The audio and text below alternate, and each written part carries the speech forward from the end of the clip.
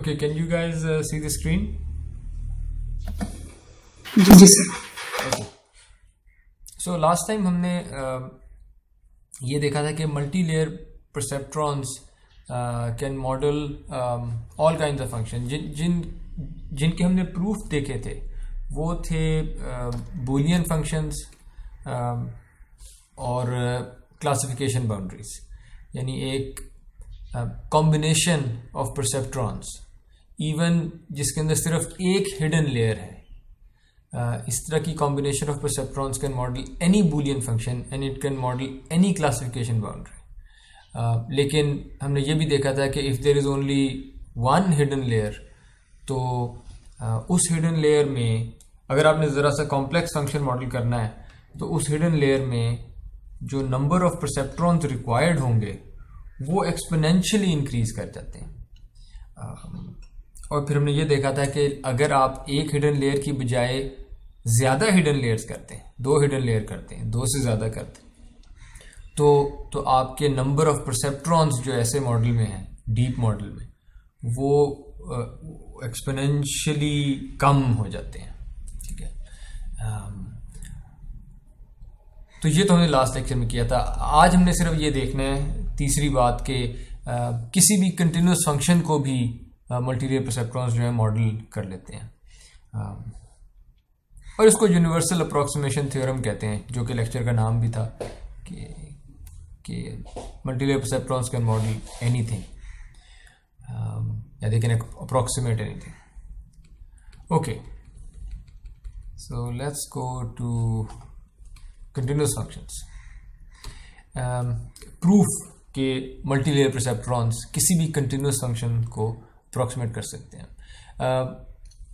Multilayer perceptrons universal अप्रॉक्सीमेटर्स होते हैं, यानी एक ऐसा मल्टीलेयर परसेप्ट्रॉन का नेटवर्क जिसमें सिर्फ टू लेयर्स हों।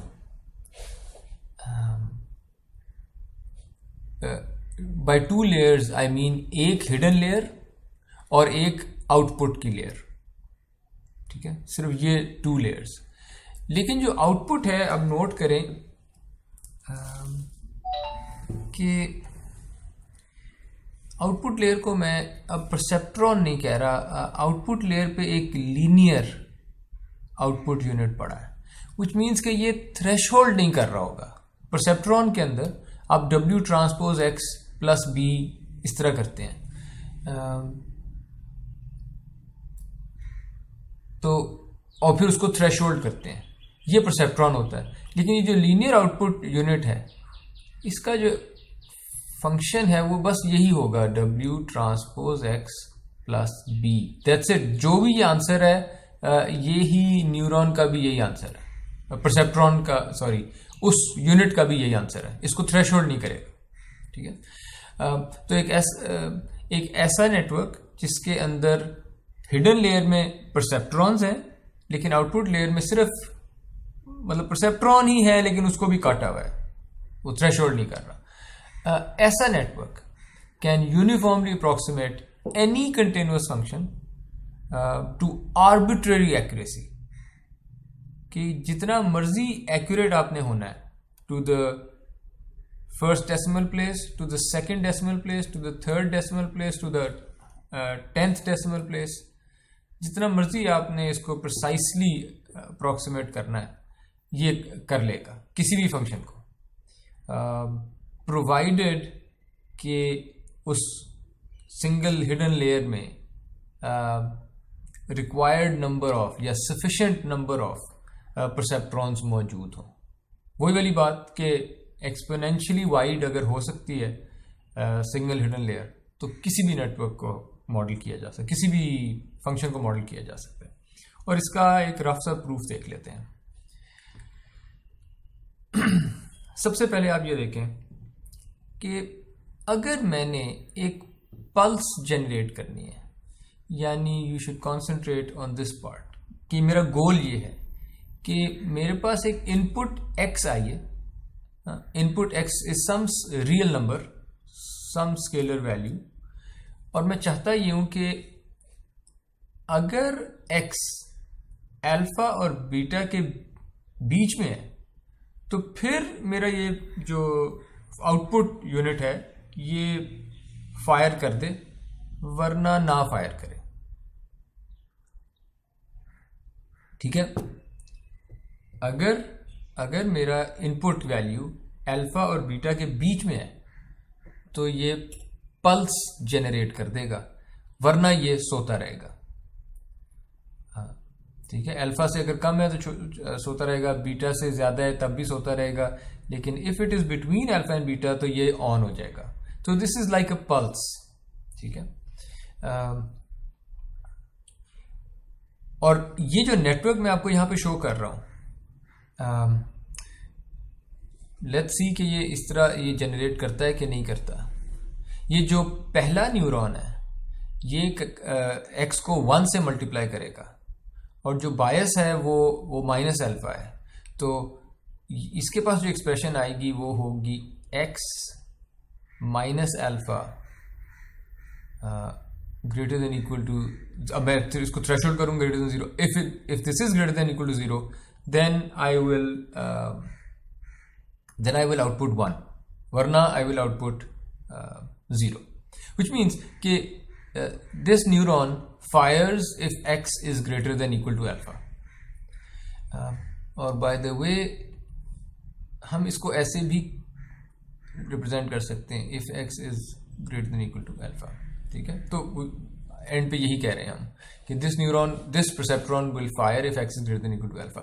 Similarly ये जो perceptron है इसका बायस माइनस अल्फा की बजाय माइनस बीटा है, तो this neuron will fire if x is greater than equal to beta, just like the first one। उसके बाद सेकेंड लेयर में हम इस पहले न्यूरॉन की आउटपुट को 1 से मल्टीप्लाई करते हैं, और जो दूसरा न्यूरॉन है उसकी आउटपुट -1 से मल्टीप्लाई करते हैं, और न्यूरॉन का जो बायस है उसको 0 सेट कर देते हैं, और ये न्यूरॉन अब थ्रेशोल्ड नहीं करेगा बस। तो मैंने यहाँ प्लस डाल दिया कि all it is doing is कि ये W1 into x1 input 1 plus W2 into input 2 plus bias, यानी ये प्लस ही कर रहा है सिर्फ। ठीक है, अपनी इनपुट्स को प्लस कर रहा है। And now it's easy to see कि यहां से 1 तब आया होगा जब x अल्फा से बड़ा था, और यहां से 1 तब आया होगा जब x बीटा से बड़ा था, लेकिन आप उसको निगेट कर देते हैं। ठीक है, विच मीन्स कि ये अब बीटा से कम वैल्यू पे फायर कर रहा होगा, और तो ये जो फाइनल आंसर है इसमें ये फायर सिर्फ तब कर रहा होगा कि जब x की वैल्यू अल्फा से बड़ी होगी और बीटा से छोटी होगी। So you have generated a pulse. ठीक है, लेकिन जो इम्पोर्टेंट बात है वो ये है कि जो पल्स हमने जनरेट की है,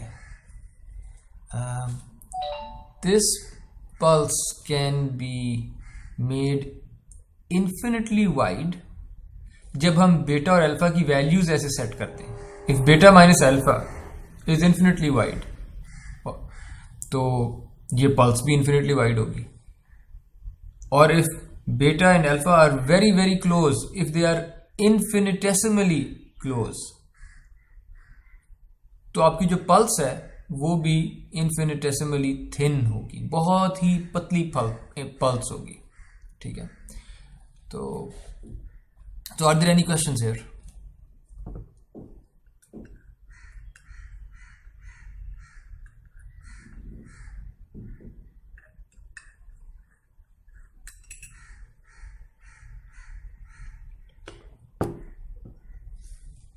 Okay, no questions?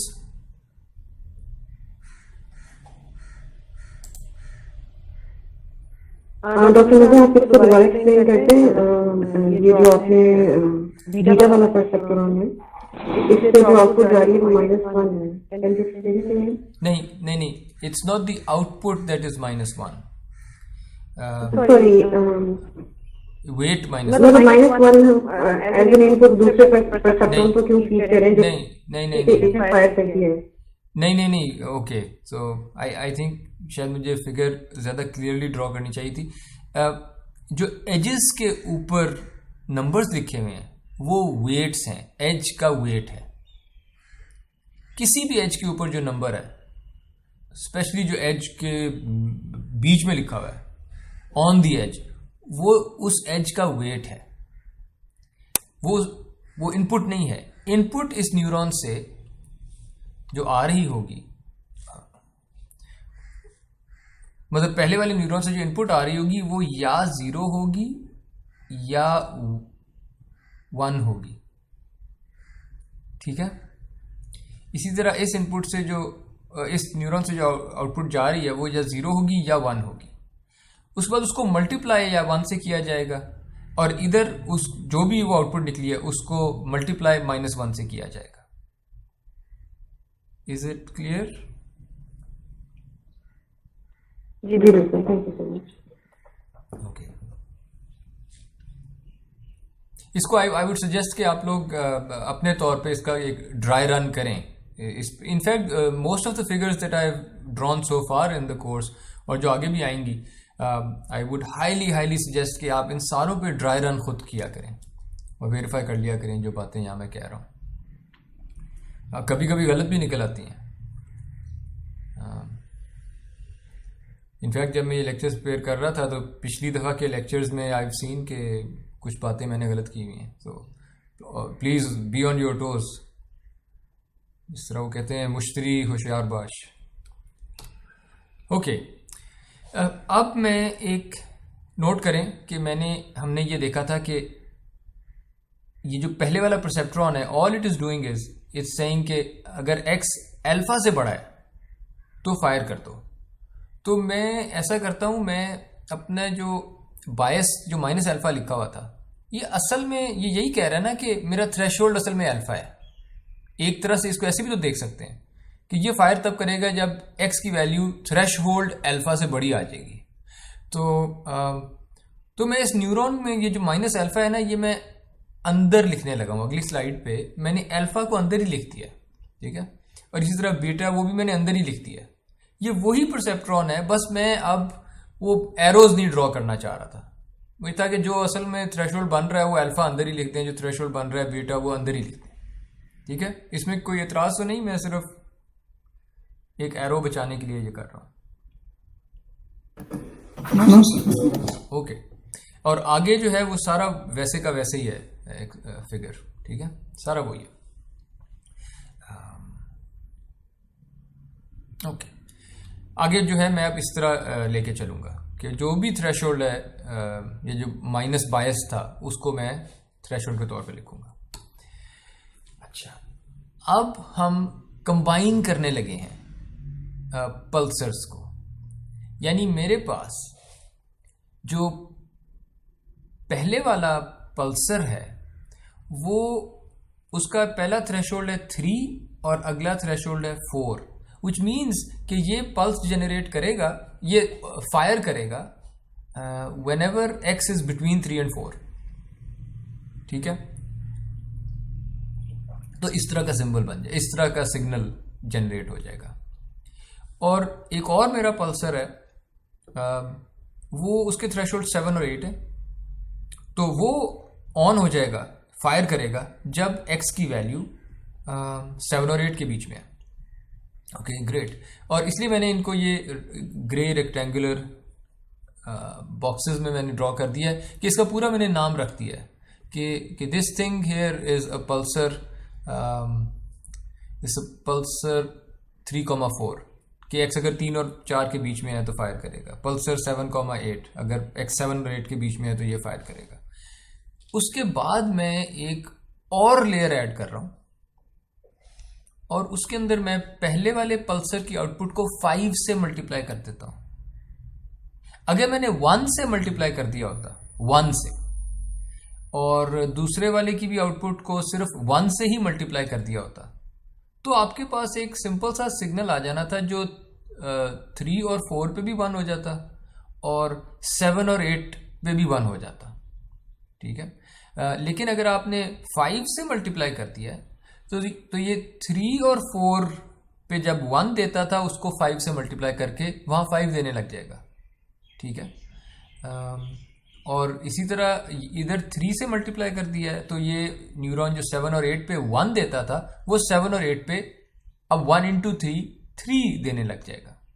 So I have been able to generate a different kind of pulse, yeah, a combination of two pulses, and in fact it's a linear combination of two pulses. यानी पहली pulse को इतना wait दे दिया, दूसरी pulse को इतना wait दे दिया. ठीक है.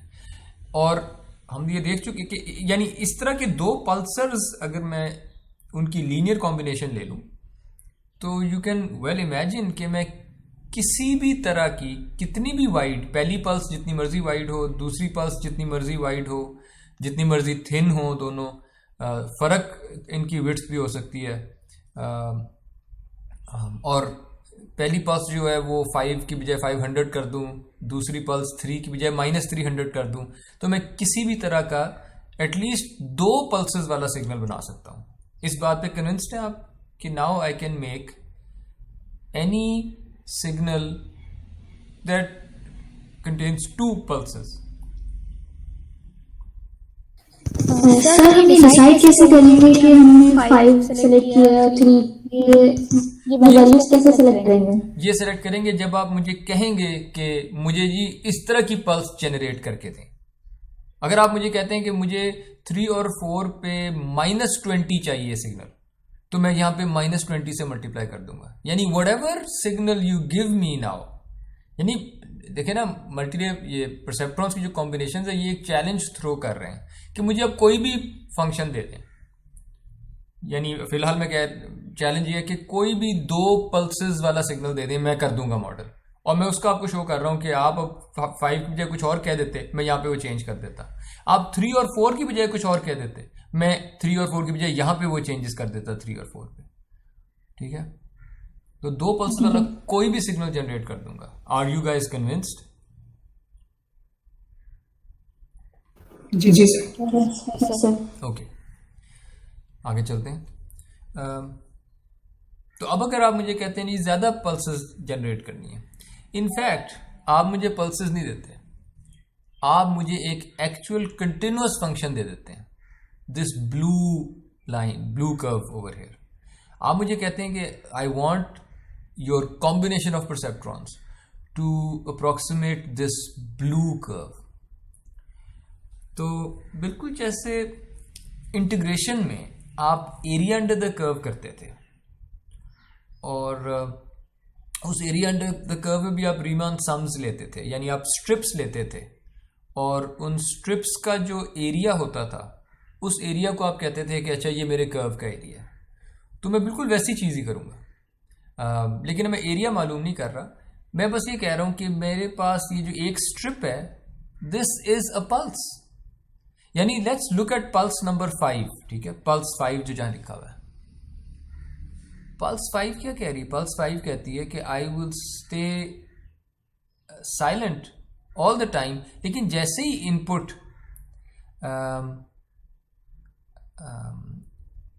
इधर से इधर के बीच में अगर इनपुट आती है, एक्स की वैल्यू इधर होती है, तो आई विल फायर.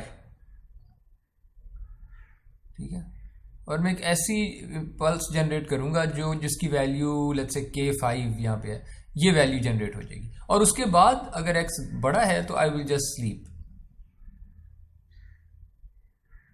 ठीक है, तो इस तरह का signal we have just seen कि ये जिसको भी मैं पल्स 5 कह रहा हूं, this can be generated through कितने 3 परसेप्ट्रॉन्स, 2 परसेप्ट्रॉन्स और 1 आउटपुट यूनिट, है ना. 2 परसेप्ट्रॉन, एक लोअर थ्रेशोल्ड के लिए और एक हायर थ्रेशोल्ड के लिए, और उनका फिर एक लीनियर आउटपुट यूनिट होगा जो प्लस कर रहा होगा. तो आई कैन जनरेट K5. क्या आप लोग कन्विंस हैं कि नहीं?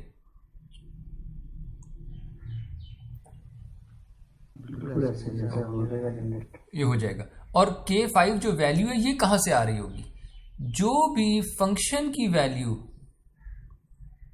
इस हायर थ्रेशोल्ड पे थी, दैट इज K5. ठीक है, फंक्शन की वैल्यू जो हायर थ्रेशोल्ड पे थी, और ये मैं चॉइस कर सकता था कि मैं लोअर थ्रेशोल्ड वाली रखनी है कि हायर वाली रखनी है.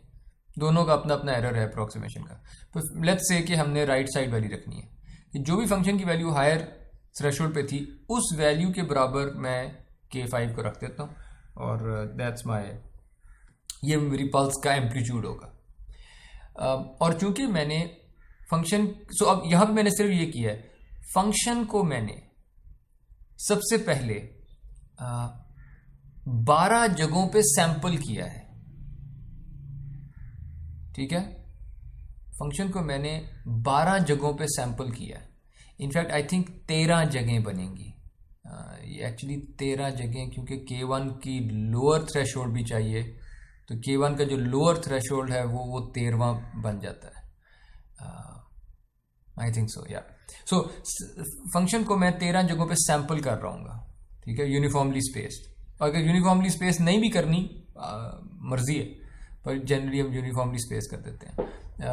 और हर जो 2 कंसेक्टिव जगह हैं जहाँ पे फंक्शन को मैंने सैंपल किया हुआ है, वो मेरे थ्रेशोल्ड बन जाएंगे किसी पल्सर के लिए। सो मेरे पास पल्सर 1 जो है वो पल्स 1 जनरेट कर देगा, पल्सर 2 जो है वो पल्स 2 जनरेट कर देगा, एंड सो ऑन, ठीक है। और उन सारों की अगर मैं लीनियर कॉम्बिनेशन ले लूं, तो this is what is happening in this network on the right, कि सबसे पहले मेरे पास x आया, x को मैंने 1 से मल्टीप्लाई करके अल्फा 1 से थ्रेशोल्ड किया, यानी अगर आप अल्फा 1 से बड़े हैं, और फिर मैंने बीटा 1 से थ्रेशोल्ड किया कि अगर आप बीटा 1 से बड़े हैं, फिर मैंने अल्फा इसकी आउटपुट को 1 से मल्टीप्लाई किया, दूसरे वाले की आउटपुट को -1 से मल्टीप्लाई किया, प्लस किया। वी नो कि ये पल्स जनरेट होगी, वी हैव जस्ट सीन कि ये पल्स जनरेट होगी अल्फा 1 और बीटा 1 के बीच में,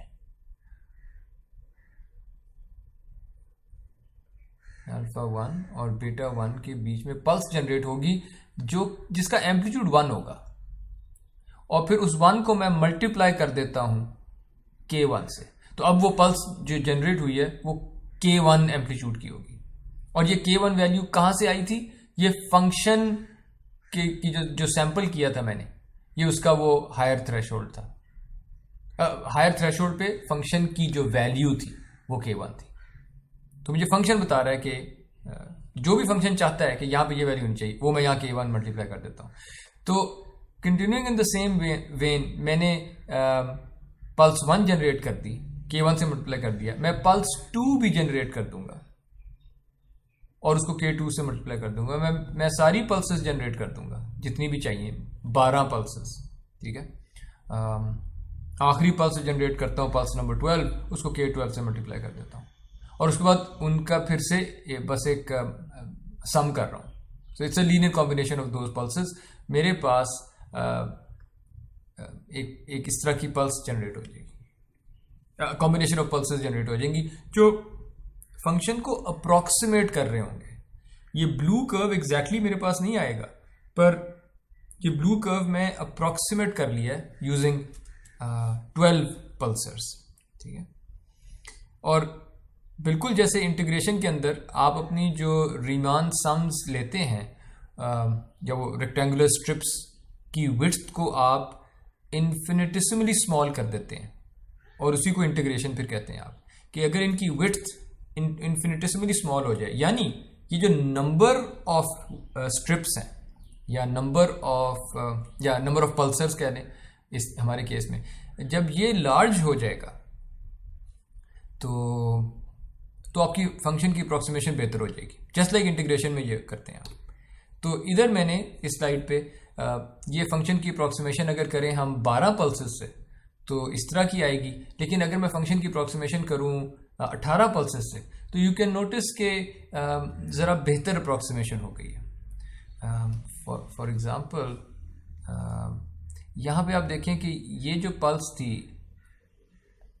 आई थिंक पल्स नंबर 7 है ये फंक्शन तो ब्लू वैल्यूज थी, ज़्यादा बड़ा था फंक्शन, लेकिन जो पल्स कह रही है वो एक छोटी वैल्यू दे रही है, ठीक है, ये वाली छोटी वैल्यू दे रही है। तो ये अंडर अप्रॉक्सीमेट कर रही है यहाँ पे, और यहाँ पे जो फंक्शन था वो छोटी वैल्यूज थी पल्स 4 में, तो यहाँ पे जो पल्सर है वो ओवर अप्रॉक्सीमेट कर रहा है फंक्शन को।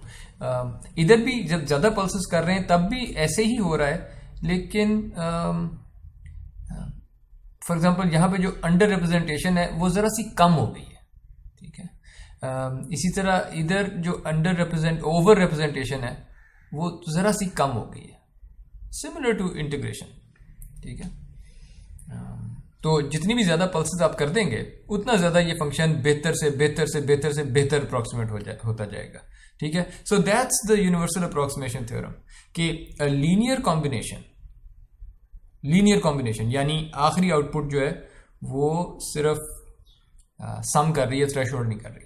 A linear combination of 2 layer perceptrons, 2 layer के एक हिडन लेयर में होंगे यूनिट्स और फिर उसके बाद आगे आउटपुट यूनिट्स है, can approximate any function to arbitrary precision as long as we use enough pulsars, ठीक है। और हर पल्स को जनरेट करने के लिए हमने देखा था कि वी नीड 3 परसेप्ट्रॉन्स, ठीक है। ओके सर इससे क्या हम ये कह सकते हैं कि मतलब हिडन लेयर में जितने ज्यादा न्यूरॉन्स होंगे उतने ही ज्यादा बेटर रिजल्ट्स आएंगे हमारे पास किसी प्रॉब्लम के? बिल्कुल, एब्सोल्युटली, क्योंकि and this figure these 2 figures are showing that कि अगर आपने फंक्शन को 12 स्ट्रिप से अप्रॉक्सीमेट किया होता, यानी 12 पल्सेस से, तो अंडर अप्रॉक्सीमेशन और ओवर अप्रॉक्सीमेशन ज़्यादा होती। और अगर आपने कंपेयर टू कि अगर आपने पल्सेस ज़्यादा कर दी हैं, 18 कर दी हैं, तो ओवर अप्रॉक्सीमेशन और अंडर अप्रॉक्सीमेशन उनकी अमाउंट कम हो गई है, बेहतर अप्रॉक्सीमेशन। और मैं 18 की बजाय 36 कर दूँ, 100 कर दूँ, 200 कर दूँ, 1000 कर दूँ, ये ऑलमोस्ट परफेक्टली किसी भी जो भी आपको रिक्वायर्ड प्रिसिजन है ना, उतनी पल्सेस बढ़ा दें आपका फंक्शन उतना ही अच्छा अप्रॉक्सीमेट हो जाएगा। ओके, सो पूरे जो इस टॉपिक की जो समरी थी वो ये थी कि अ मल्टी लेयर परसेप्ट्रॉन, ठीक है, यानी जिसमें एक परसेप्ट्रॉन की आउटपुट आगे किसी और परसेप्ट्रॉन को फीड हो रही हो, तो ये मल्टी लेयर हो गया। तो इवन ये जो 2 लेयर वाले होते हैं, सिंगल हिडन लेयर उसके बाद एक output layer, that's a multi layer perceptron. So multi layer perceptron with a single hidden layer is a universal approximator of Boolean functions, classification boundaries and continuous functions, ठीक है। लेकिन जब आप single hidden layer कहते हैं तो अगर आपने वाकई अप्रॉक्सीमेट करनी है कॉम्प्लेक्स फंक्शंस, तो इस हिडन लेयर का size needs to be exponential in the number of inputs.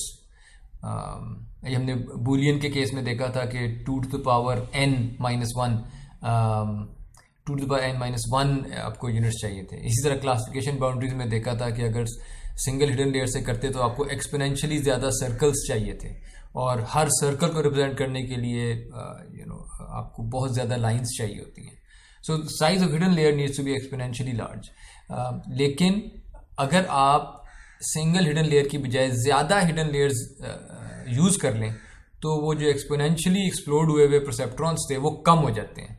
अगर वो कम हो जाते हैं तो वो लीनियर हो जाता है। हिडन लेयर्स के जो साइजेस हैं वो लीनियर हो जाते हैं in terms of the number of neurons, तो एक्सपोनेंशियली कम हो गए।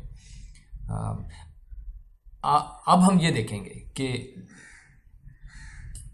अभी तक हमने ये देखा है कि हमने सिर्फ प्रूफ देखा है कि वेट्स को इस तरह से सेट किया जा सकता है कि जिससे आपके ये बूलियन फंक्शन इंप्लीमेंट हो जाएं, क्लासिफिकेशन बाउंड्रीज आ जाएं, कंटिन्यूस फंक्शन इंप्लीमेंट हो जाएं। फॉर एग्जांपल मैंने यहाँ पे ये जो बायस रखे थे, ये जो वेट्स रखे थे, सारे के सारे वेट्स यहाँ पे 1 रखे थे। ये हमने अपनी अकल से रखे थे, मुझे पता था मैंने क्या पल्स जनरेट करनी है, तो मैंने x को यहाँ 1 से मल्टीप्लाई किया था। ये हमारा फैसला था खुद। इसी तरह ये जो बायसेस की वैल्यूज थी ये भी हमने खुद सेट किए थे कि मैं अगर ऐसी पल्स जनरेट करना चाहता हूँ तो मैं हाथ से जाके इधर अल्फा 1 की वैल्यू, बीटा 1 की वैल्यू रख देता हूँ। सिमिलरली अगली लेयर में ये जो वेट्स थे ये हमने खुद सेट किए थे कि इसको 1 कर दो, इसको -1 कर दो अगर पल्स जनरेट करनी है।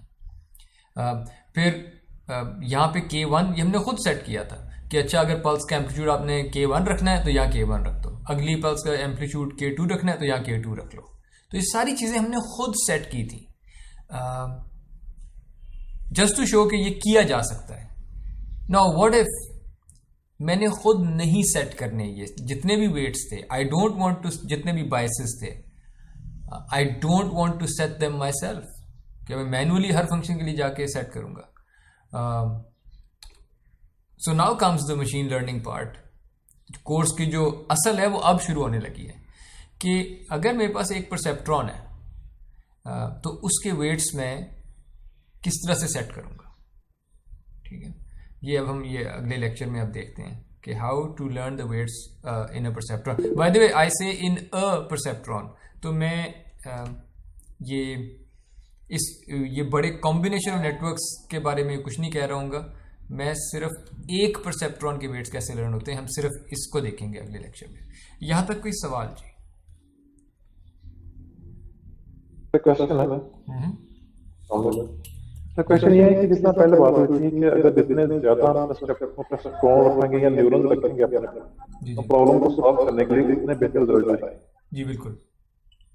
तो अभी इससे पहले हमने ये देखा था कि दौर की प्रॉब्लम को सॉल्व करने के लिए हमारे पास परसेप्ट्रॉन की जो तादाद आती है वो 3 आती है, 3 परसेप्ट्रॉन से वो सॉल्व हो जाता है। ठीक है जी। तो अगर हम तब अगर दौर की प्रॉब्लम 3 परसेप्ट्रॉन से सॉल्व हो रहा है तो उसकी प्रॉब्लम है काउंटिंग वो ज्यादा कर दें, 3 से 4 कर दें या 10 कर दें, तो क्या हमारी वो तब भी सही रिजल्ट दे रहा होगा? किसके लिए? एक्सक्लूसिव और के लिए? जी सर, कोई भी प्रॉब्लम है, जैसे फॉर एग्जांपल दौर के लिए हमारे पास मिनिमम 30 परसेप्ट्रॉन चाहिए या एट मैक्स 3 ही परसेप्ट्रॉन चाहिए। नहीं, हिडन लेयर में 2 चाहिए थे, अगली लेयर में 1 एक्सओर के लिए, है ना? ओवरऑल 3, आप सही कह रहे हैं, ओवरऑल 3 है, पर हिडन में 2 थे और 1 आउटपुट में। अच्छा, फिर और अगर हम इसको बढ़ा दें, हम चाहते हैं नहीं हम यहाँ 5 कर दें या 6 कर दें, 8, 9, 10 कर दें, तो तब भी हमारे पास रिजल्ट ठीक आ रहे होंगे या वो रिजल्ट चेंज हो सकते हैं? वेल इट डिपेंड्स, आ सकता है, सही भी आ सकते हैं। सो मैं इस तरह करता हूँ, आपका जो भी, बल्कि let's go to that slide. इसे और का कहीं बना हुआ है, ये एक्सक्लूसिव और का नेटवर्क था इस स्लाइड, राइट? तो मैं ऐसा करता हूँ, आप कह रहे हैं कि आप और परसेप्ट्रॉन्स ऐड कर दें, तो मैं एक और परसेप्ट्रॉन ऐड कर देता हूँ। ठीक है, लेट्स से एक यहाँ पे भी परसेप्ट्रॉन है और उसको भी इधर से भी इनपुट आ रही है, वाई से भी आ रही है, लेकिन ये जो वेट है ना, ये वेट मैंने 0 कर दिया और ये वेट भी 0 कर दिया, यानी जो भी इनपुट आ रही है उसको 0 से मल्टीप्लाई कर दें। और यहाँ पे जो बायस इसका आ रहा है, कहाँ ड्रॉ करूँ, यहाँ ड्रॉ कर देता हूँ। ठीक है, जो बायस आ रहा है वो भी 0 है। ठीक है,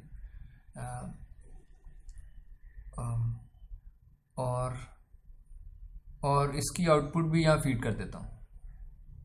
ठीक है, इसकी आउटपुट कभी 0, इसकी आउटपुट बल्कि 1 आएगी, या इसकी आउटपुट 1 आएगी। मैं चाह रहा हूँ कि 0 आए, तो मैं ऐसा करता हूँ, इसका बायस क्या करूँ, इसका बायस क्या रखूँ? Can anyone help me? इसका बायस मैं क्या रखूँ कि आउटपुट 0 आए इसकी हमेशा? -1 कर देते हैं, या anything less than 0, any bias less than 0 will work. ठीक है, -1 कर देते हैं, तो ये न्यूरॉन फायर नहीं करेगा। और अगर लेट्स से फायर कर भी देता, लेट्स से मैंने बायस इसका कर दिया होता, 0 रखा होता और ये फायर ही करता रहता, हर वक्त फायर करता रहता, यहां पे मैं इस अगले लिंक का वेट 0 कर देता हूं, तो इधर जो इनपुट जा रही है वो 0 आ रही है। तो वो W ट्रांसपोज X जब मैं करता हूं तो ये 2 इनपुट्स ही काउंट हो रही होंगी, पहले वाली, तीसरी काउंट ही नहीं हो रही होगी, क्योंकि वो तो मैंने 0 से मल्टीप्लाई कर दिया। तो किया क्या मैंने, आउटपुट अभी भी एक्सक्लूसिव और वाली आ रही होगी, X एक्सक्लूसिव और Y, जबकि न्यूरॉन्स परसेप्ट्रॉन्स 3 आ गए मेरे पास हिडन लेयर में। सो मैंने जान के, just to give you an example, कि जो आप कह रहे हैं ना कि मैं परसेप्ट्रॉन ज्यादा कर देता तो क्या होता, तो आप ये कर सकते हैं कि परसेप्ट्रॉन रिडंडेंट आपने रख दिए, एक्स्ट्रा रख दिए, लेकिन अगर उनके वेट्स आपने इस तरह से सेट कर दिए कि वो यूज ही नहीं हो रहे, तो यूज अगर वो 2 ही हो रहे हैं तो ज़्यादा परसेप्ट्रॉन से भी मैंने वही काम कर लिया।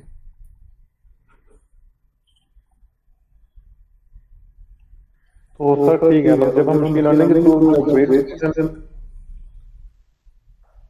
दोबारा बताइएगा।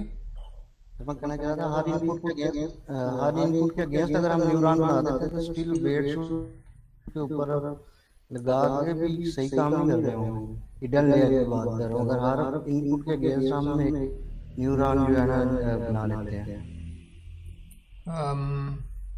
इनपुट्स तो पिछली लेयर में है ना, इनपुट लेयर में है। अगर उसके बराबर कर दें, आगे तो डिपेंड करता है आपको कितने वो चाहिए थे गेट्स। हर परसेप्ट्रॉन एक किस्म का गेट है, जो भी वो कर रहा होगा वो कोई गेट है। अगर तो बूलियन फंक्शंस की बात कर रहे हैं तो डिपेंड करता है आपने कितने गेट्स इंप्लीमेंट करने थे या कितने। ओके, हर परसेप्ट्रॉन किसी ना किसी लीनियर बाउंड्री को रिप्रेजेंट करता है। जिस तरह यहाँ पर एक्सऑर के केस में हमारे एक जो परसेप्ट्रॉन है हिडन लेयर का, एक परसेप्ट्रॉन वो इस लाइन को रिप्रेजेंट करता है, इस बाउंड्री को या इस क्लासिफिकेशन को, और दूसरा परसेप्ट्रॉन इस क्लासिफिकेशन बाउंड्री को रिप्रेजेंट करता है। तो अगर आपकी प्रॉब्लम में लेट्स से 3 बाउंड्रीज चाहिए थी, अगर लेट्स से प्रॉब्लम थी ऐसी कि 3 बाउंड्रीज से वो बननी थी, ठीक है। फॉर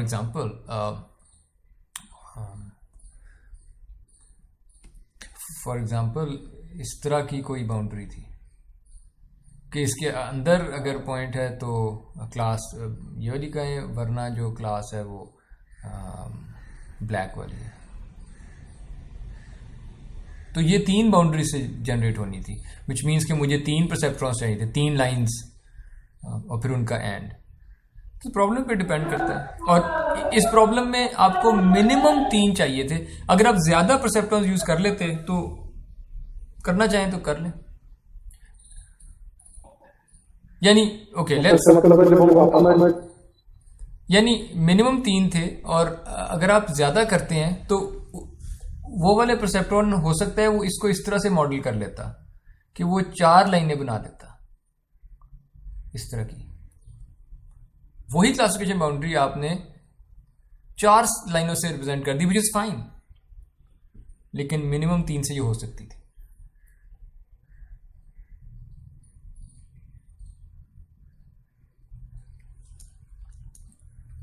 आपका सवाल कुछ कट गया। जिस तरह ये अली बात जी बताइए। जिस तरह अली अभी बात कर रहा था कि जो है ना मैं उस कंटेंट में बात कर रहा था, अगर हम बढ़ा देते हैं, अगर वो किसी दूसरे न्यूरॉन में किसी एक बाउंड्री को डुप्लीकेट भी कर रहा है तो उससे कोई इशू तो नहीं होगा। मैं सिर्फ उस कंटेंट में बात कर रहा हूँ जिसमें वो कह रहे थे अगर हम न्यूरॉन बढ़ा देते हैं तो उससे क्या फैक्टर होगा।